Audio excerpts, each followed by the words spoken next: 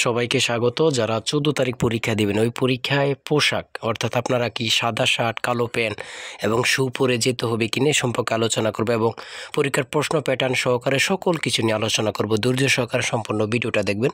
বিশেষ করে বলে রাখি, আপনারা যারা 14 তারিখ পরীক্ষা দেবেন, আপনাদের পরীক্ষা লিখিত হবে।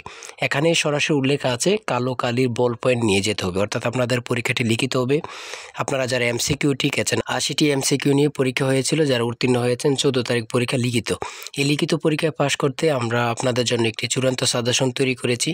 সাজেশনটি নিতে স্ক্রিনে দেওয়া হোয়াটসঅ্যাপ নাম্বার রয়েছে, ইমেল নাম্বার রয়েছে, দুটোর মধ্যে যে কোনো একটি মেসেজ করে সাজেশনটি সংগ্রহ করুন। সাজেশনের মূল্য মাত্র 100 টাকা। আমি বলি অবশ্যই যারা আমার ভিডিওটি দেখতেছেন প্রত্যেকে আশা করি সাজেশনটি সংগ্রহ করবেন। মূল কথায় চলে আসি।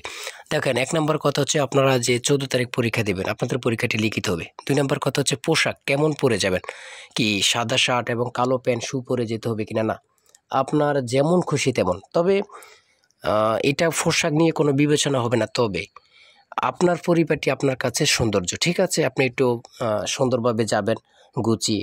আর এখন যে বর্তমান যুগে সকলেই শু এবং কি ভালো প্যান্ট, ভালো শার্ট পরে যায়। তবে সাদা শার্ট, কালো প্যান্ট পরে যেতে হবে এমনটা কোনো নির্ধারিত নেই। আপনি একটু পরিপাটি হয়ে যাবেন, ঠিক আছে? এটাই হচ্ছে বিশেষ কথা, হ্যাঁ? আর কোনো সমস্যা নাই। আর আপনার যদি কোনো সমস্যা থাকে কমেন্টে লিখবেন, ইনশাআল্লাহ সাথে সাথে অ্যান্সার পেয়ে যাবেন। সবাই ভালো থাকবেন, সুস্থ থাকবেন, আর অবশ্যই আমাদের সাজেশনটি সংগ্রহ করে রাখবেন। আল্লাহ হাফেজ।